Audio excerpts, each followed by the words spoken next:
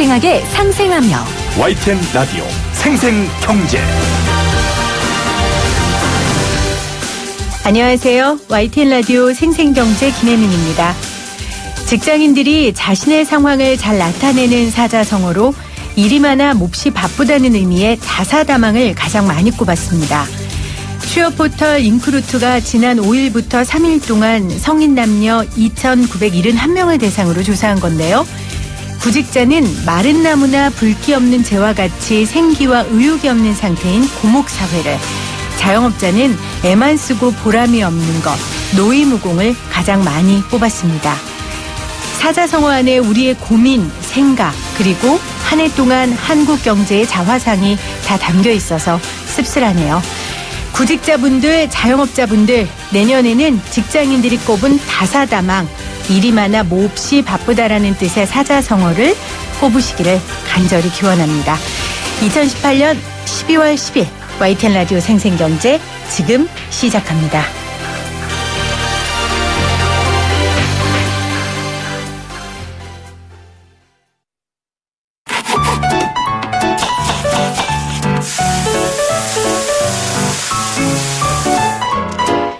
가장 맛있고 싼 제철식품은 무엇인지 한 주간 재래시장과 대형마트의 생생한 물가 정보를 살펴보는 시간, 장바구니 생생물가입니다. 한국농수산식품유통공사 이윤정 대리 연결돼 있어요. 대리님 안녕하세요. 네, 안녕하세요. 서울은 너무 추웠는데 그쪽은 어떻습니까? 나주도 추운데요. 네. 서울이 더 추워요. 그렇죠. 나주보단 네. 여기가 더 추울 겁니다. 그래도 조금 오후 들어서 한파가 풀리기는 했는데요. 이렇게 추운 날 뭘 먹어야 하는지 추천 좀 해주세요. 네, 요즘 또 한창 맛있는 게 굴이에요.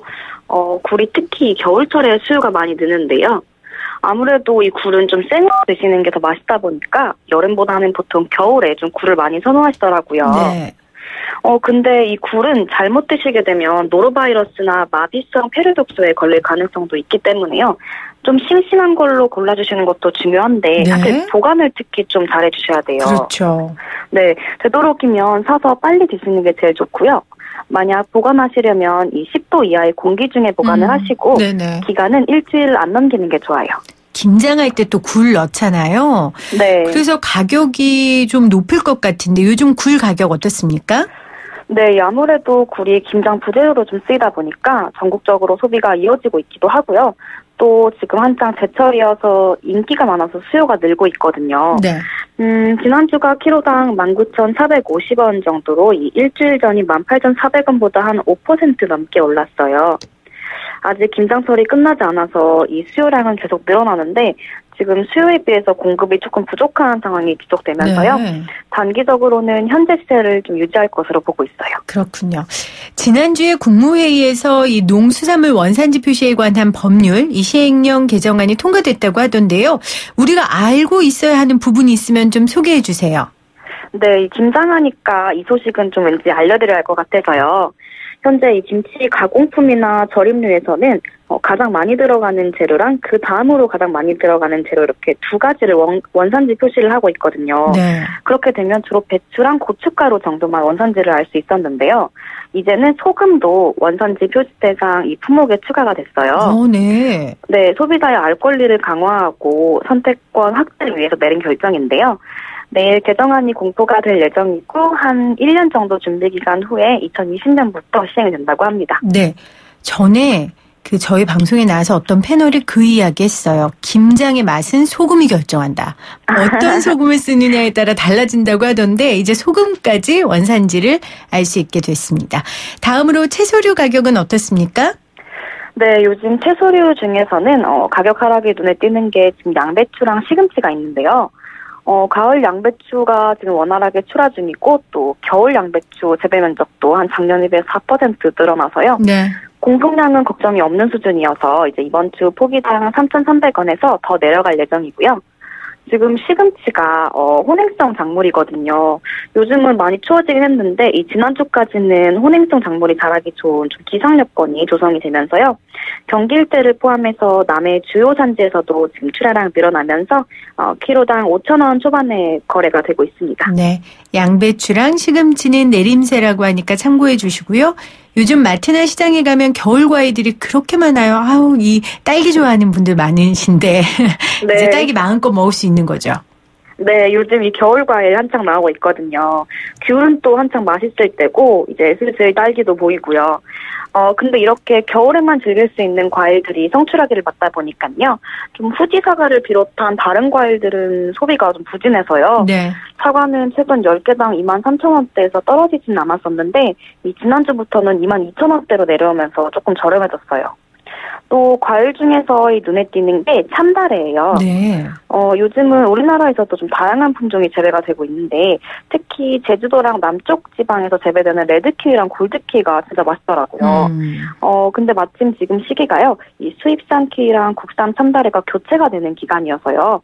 아직 시장이 반입되는 물량이 좀 많지가 않다 보니까 가격은 일시적으로 오름세 보이고 있습니다. 그럼 참다래는 조금만 기다렸다가 먹어야겠네요. 네. 네. 마지막으로 농식품 분야에 관심 있는 청년들에게 좋은 기회가 있다면서요? 네, 내년 상반기에 농식품 분야 해외 청년 인턴을 모집을 하고 있어요. 대학과정 2년 이상 이수한 재학생, 또 졸업생 한 30여 명을 대상으로 지원을 받고 있고요. 유엔 식량농업기구, 또 국제농업개발기금, 그리고 경제협력개발기구 등 이렇게 농식품 분야 관련 기관으로 파견을 갈 수 있는 좀 좋은 기회예요. 네. 매달 해외 체제비뿐만 아니라 이 왕복 항공료도 지원을 해주고 또 사전 교육까지 진행을 하니까요. 혹시 이 주위에 관심이 있으신 분들 계시다면 이번 달 말 12월 31일까지 농식품부랑 외교부 국제기구 인사센터 홈페이지에 들어가셔서 지원을 하시면 되겠습니다. 네, 오늘도 좋은 정보 감사합니다.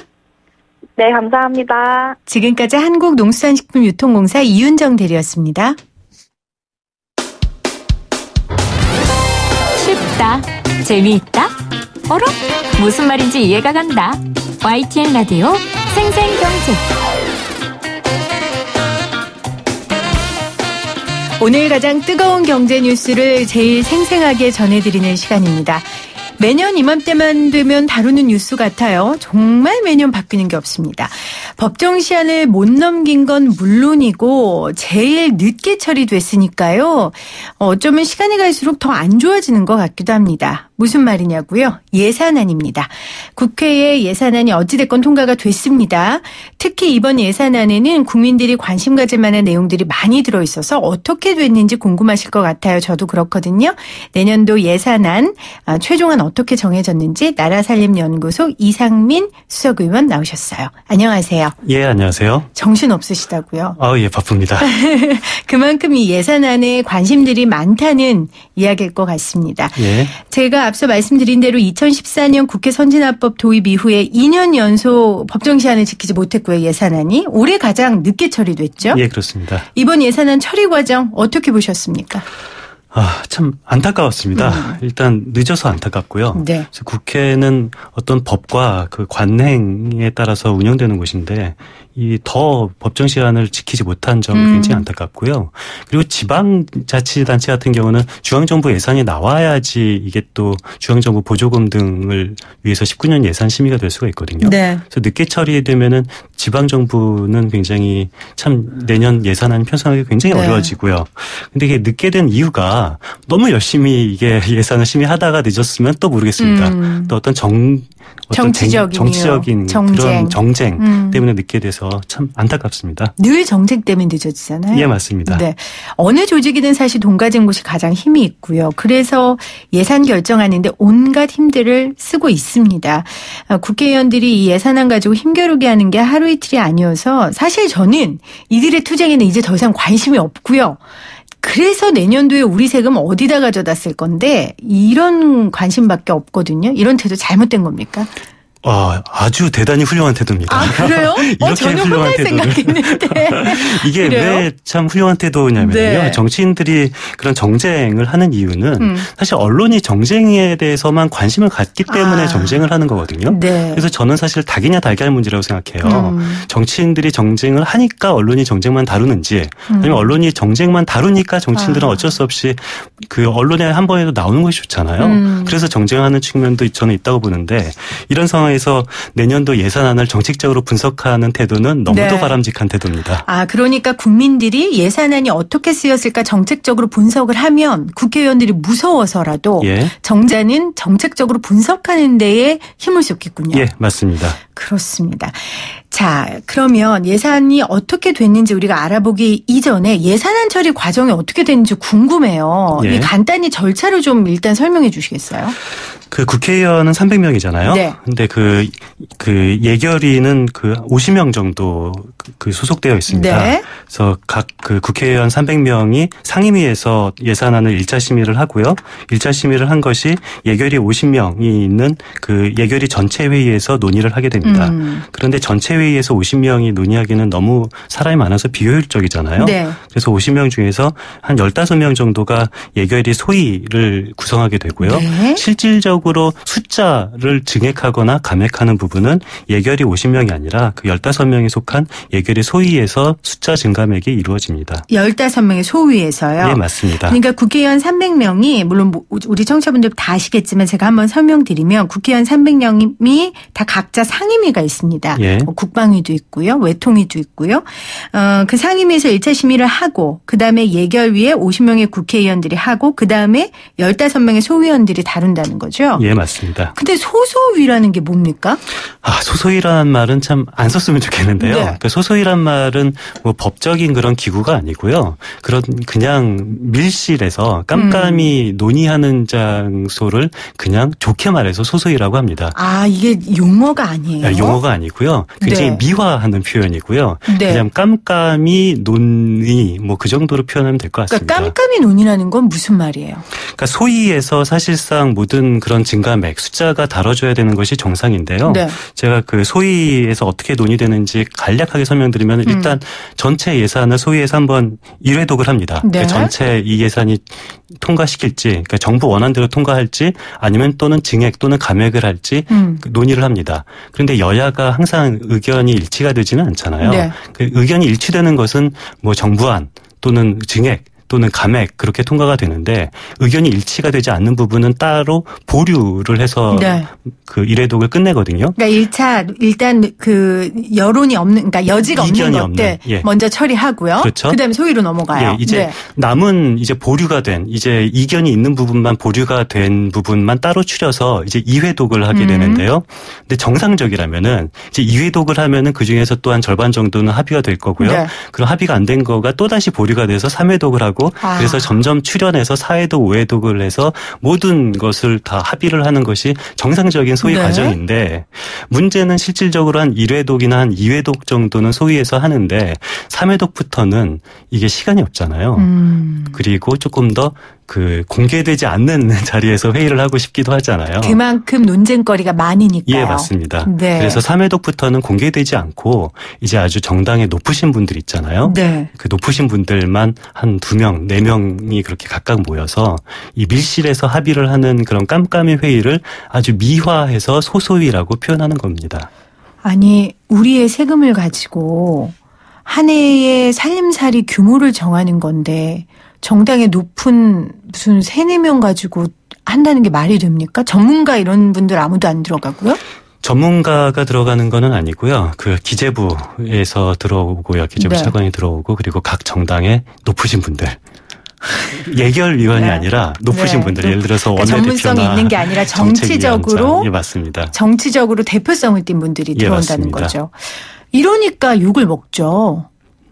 예, 그렇죠. 근데 사실 정치적인 해결은 어느 정도 필요한 것은 사실입니다. 네. 그래서 사실 정치가 나쁜 건 아니잖아요. 정치적인 타협이 필요할 부분도 있는데, 근데 문제는 그 정치적인 타협까지는 저는 인정할 수가 있는데, 그 정치적인 타협의 과정이 전혀 공개되지 않는다라는 것이 정말 문제라고 생각합니다. 왜 공개 안 한답니까? 아까 우리 위원님이 말씀하신 그런 이유 때문이에요? 민감하니까 할 수 없다 뭐 이런 건가요? 예, 민감해서 공개를 못 하는 건데요. 네. 그런데 여기서 제가 어떤 부분이 민감한지를 그러니까요. 말씀을 드리도록 하겠습니다.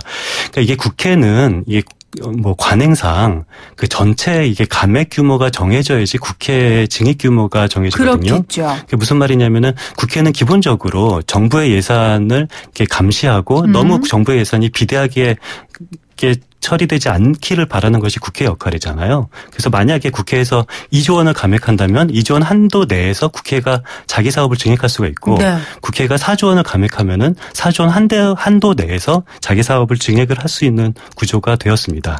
그런데 그 전체 제가 아까 소위에서 어떤 뭐 1회독, 2회독 얘기를 했는데 감액 심사만 1회독, 2회독을 하지 증액 심사는 소위에서 사실 거의 이루어지지 않고 있거든요. 아, 감액 심사만 한다고요? 예.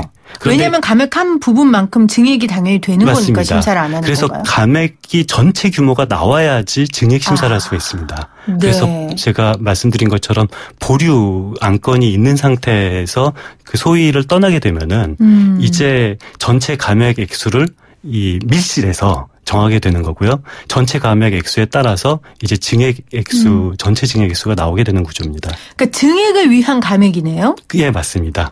그래서 이번에도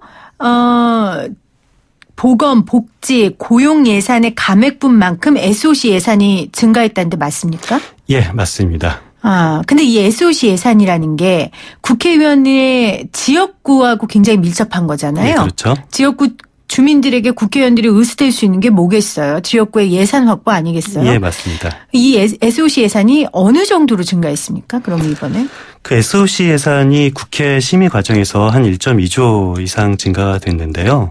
이게 SOC 예산은 그간 뭐 지난 정부도 그렇고 이번 정부도 그렇고 계속 감소되고 있는 그렇죠. 부분입니다. 그게 추세였잖아요. 예, 계속 추세였었는데요. 네. 이번에 굉장히 이례적으로 작년보다 SOC 예산이 증가가 되었습니다.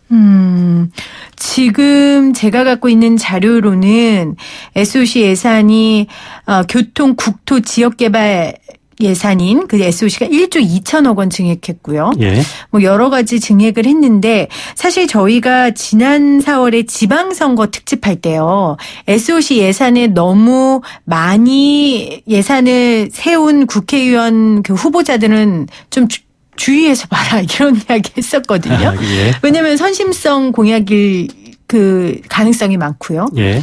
또 요즘에 도로, 인프라 웬만하면 다 갖춰줬잖아요. 예. 근데 저는 뭐 사실 SOC 예산은 뭐 나쁜 것이다라고 생각하지는 않고요. 네. 물론 필요한 SOC도 있고 불필요한 SOC도 있습니다. 뭐 SOC라고 해서 뭐 무조건 나쁜 건 아닌데. 근데 이제 네. 문제는 뭐 이번에 국회에서 증액된 울릉도 공항이나 흑산도 공항 같은 것이 국회에서 증액이 되는데 네. 과연 울릉도 공항과 흑산도 공항이 그 지역 주민의 어떤 그 복지나 필요를 위해서 실질적으로 잘 쓰일 수 있는지가 좀 의심스러운 부분이 안타까운 부분입니다. 아직까지 그 지역 공항에 대해서는 늘 지역 주민들의 그 논란이 있는 문제니까요. 예. 그리고 또 하나는 그만큼 보건복지 고용 예산이 줄었기 때문에 예. 사실 보건복지 고용 예산은 국민들이 가장 피부에 와닿는 예산이잖아요. 예, 그렇죠. 그래서 제가 드린 말씀이었거든요. 이 부분은 얼마나 삭감됐습니까? 그 보건복지 고용 예산이 1.2조 원 정도 삭감이 되는데요, 국회에서. 그런데 참 여기서 재미있는 부분이 있습니다. 그러니까 제가 아까 말씀드린 것처럼 감액을 많이 하면 할수록 증액의 어떤 전체 크기가 늘어난다고 그랬잖아요. 근데 1.2조 원을 들여다보면은 실제 1.2조 원의 보건복지 예산이 준 것이 아니라 서류상으로만 준 부분이 많이 있습니다. 그게 무슨 말씀이세요? 그게 무슨 말이냐면요. 네. 이제 그 소소위의 비밀이 네. 여기서 나오는 건데요. 그러니까 국회의원이 증액을 많이 하고 싶으면은 감액을 많이 해야 되는데, 네. 근데 이것이 뭐 나쁜 것은 아닙니다. 그러니까 국회의원에게 정부안을 좀 꼼꼼히 봐서 감액을 많이 하게끔 만드는 동기가 될 수도 있는 거거든요. 근데 문제는 그냥 실제로 감액을 하는 것이 아니라 서류상, 회계상 수치적인 감액을 하는 경우가 있습니다. 예를 들어서 이번에 보건복지 예산 1.2조 원 감액 중에서 그 공무원연금이 한 0.4조 원 정도 감액이 됐고요. 네. 국민연금이 0.3조 원 정도 감액되는데요. 근데 생각해 보면은 공무원연금이나 국민연금의 지급액을 돈이 없다고 안 줄 수 있는 건 아니거든요. 그렇죠. 이게 법적으로 줘야 되는 돈이잖아요. 네. 그런데 이렇게 법적으로 줘야 될 돈을 예산상으로 감액했다는 얘기는 그러니까 실제 공무원연금이나 국민연금 지출 금액을 줄인 것이 아니라 공무원연금 지출액 축에 그리고 국민연금 지출액 추계만을 살짝 줄인 거거든요. 네. 그래서 만약에 이것이 추계가 틀리다고 해서 이 사업 금액이 줄어드는 것이 아니라 네. 어떤 뭐 기금 변동이나 아니면 예비비 지출을 통해서 어차피 실제 금액은 그대로 나갑니다. 실제 금액은 그대로 나가고 추계만 줄인 거고요. 네. 문제는 이렇게 추계를 감액을 했다라는 이유로 징액의 한도가 더 늘어나는 거고요. 그 늘어난 징액의 한도만큼 뭐 지역 SOC 같은데 쓸 수 있는 돈의 양이 더 많아지게 되는 구조입니다. 이러면 일하는 게 굉장히 피곤해지지 않습니까? 저는 단순하게 이런 생각이 들어요. 이제 서로 내가 원래 뭐 예를 들어 50만 원만큼 필요하면 나는 일단 100만 원이라고 써서 낼게. 예. 그러니까 너는 우리가 100만 원에서 50만 원 깎이는 만큼 너는 증액을 해. 예. 뭐 이런 식으로 서로 말 그대로 밀실 협의가 가능해지는 거잖아요. 예, 맞습니다. 아, 그래요? 그걸 위해 이렇게 하는 거예요? 왜 그렇게 피곤하게 일을 하실까, 다들? 밀실에서 이 일을 해야지 네. 자기가 원하는 금액만큼 이 증액을 할 수가 있고요. 자기가 네. 원하는 금액만큼 증액을 할 수 있기 위해서 네. 어떤 서류상 감액 규모를 부풀리는 네. 그런 게 되는 거죠. 그렇군요. 저같이 단순한 사람은 조금 일하는 방식이 이해가 안 되지만, 사실 가장 관심을, 제 세대에 좀 관심을 가질 만한 내용인지 모르겠지만, 이 저출산 분야에 있어서 굉장히 예산 금액이 많이 감소됐다고 들었습니다. 예. 결국 출산 장려금 250만 원 지급도 없던 일이 된 거죠? 예, 그렇습니다. 그 출산장려금을 주는 것이 국회에서 논의가 됐었는데요. 네. 근데 이 부분이 마지막에는 이게 담겨 있지 않고요. 근데 뭐 그러니까 보건복지 예산 전체 감액 1.2조 중에서 뭐 공무원 연금, 군인 연금 합쳐서 0.7조 원 정도는 서류상 감액이고 네. 나머지는 실질적인 감액이거든요. 여기서 나머지 실질적인 감액은 뭐 고용 부분 그리고 뭐 일자리 예산 정도가 조금 삭감됐고요. 또 그에 반해 어떤 또 늘어난 부분도 있습니다. 아, 네. 어떤 부분일까요? 그 늘어난 부분 같은 경우는 어떤 가장 중요한 부분은 아동수당. 아동수당. 아동수당이 현재는 5세 미만 아동에게만 그 90% 상위 네. 10%는 빼고 지급이 되는데요. 내년부터는 이제 보편적으로 지급이 되고요. 그리고 내년 7월부터는 이제 그 5세 미만이 아니라 7세 미만까지도 이제 지급이 확대가 되도록 네. 됐습니다. 그 빈곤 장애인 급여액도 내년 4월부터 30만 원으로 조기 인상하기로 결정했다고 하더라고요. 예, 노인 맞습니다. 일자리 예산도 늘어났고요. 예. 그 출산장려금 이야기 나왔으니까 또 나라 살림을 모니터하시고 하시는 의원이시니까 제가 여쭤볼게요. 이 저출산 대책에 대한 국가의 대책에 대한 비판들이 굉장히 많습니다. 예. 특히 뭐 돈만 그렇게 쏟아붓는다고 될 일은 아니지 않냐. 예. 저도 출산장려금 처음에 250만 원 얘기 듣고 깜짝 놀랐거든요. 저는 예. 몇 년 전에 얘기 났지만 저는 못 받았어요. 얼마 모르겠네요. 아무튼 제가 예. 기억할 만큼 많이 받지는 않았어요. 예. 어떻게 생각하세요? 국가에서 이 저출산 대책을 위해 예산을 세우고 하는 데에 지금 어느 정도의 선, 어떤 형식의 지원이 적정하다고 보십니까? 참 굉장히 어려운 질문인데요. 맞습니다. 그런데 이게 한간에는 저출산 예산을 아무리 세워봤자 지금 출산율이 증가되지 않는다라는 걸 가지고 저출산 예산이 의미 없는 거 아니냐라고 평가하기도 하지만요. 또 어떤 논문을 보면은 지금처럼 저출산 예산이 지원되지 않았으면 현재보다 더 낮은 출산율을 기록할 텐데 네. 그나마 저출산 예산이 있어서 이거밖에 덜 떨어졌다라고 주장하는 그런 학자도 있습니다. 네. 그래서 저출산 예산의 효과는 뭐 어느 누구도 정확하게 확답을 말할 수는 없는데요. 근데 일반적으로 뭐 이런 얘기는 잘 알고 있잖아요. 그 과거에 인구가 너무 많았을 때 여성의 교육보다 인구를 억제하는 수단은 없다. 그래서 이게 어떤 인구가 너무 많았을 때는 여성의 교육이 최고의 인구 억제 수단인데 네. 또 마찬가지로 출산율이 너무 이게 적을 때는 어떤 여성의 인권 증대가 최고의 출산율 증대 수단이다라고 평가가 되기도 하거든요. 네. 그래서 예산적인 측면도 중요하지만 어떤 전반적인 어떤 뭐 여성의 인권 문제나 어떤 그런 성평등 같은 사회적 분위기를 힘쓰는 것이 저출산에 조금 더 직접적이고 중장기적인 대책이 네. 아닐까 합니다. 그러니까 여성의 인권이 출발이 돼야 되고 예산은 수단. 효과적인 수단으로 쓰일 수 있으면 좋겠네요. 맞습니다. 연말에 예산안이 계획대로 잘 진행됐나를 국민들이 감시하는 게 굉장히 중요할 것 같아요. 예, 맞습니다. 근데 아시겠지만 이렇게 제가 막 이렇게 하다가도 2019년 이맘때 되면 또 잊어버려요. 내가 언제 그랬지? 이렇게 하지 않으려면 어떻게 해야 됩니까? 국민들이 어떻게 감시해야 됩니까? 예, 그렇죠. 일단 보통 예산의 사이클이라고 하는데요. 네. 그 예산을 하고요. 그리고 나서 집행을 하고 그 이후에 결산을 합니다. 그래서 결산 이후에 예산을 이제 평가를 해서 이게 별로 효율적이지 않는 예산은 환류 과정이라고 하는데요. 그러니까 예산의 환류라 함은 어떤 집행된 예산이 별로 효과가 없다라고 증명되면은 이제 더 이상의 이제 예산 지출을 하지 않게 만드는 것이 예산의 전 과정인데요. 그러니까 이제는 너무 예산에만 집중을 하지 말고 이제 집행을 어떤 식으로 하는지 결산이 어떻게 되는지도 조금 더 언론 등에서 더 많은 관심을 가졌으면 좋겠습니다. 네.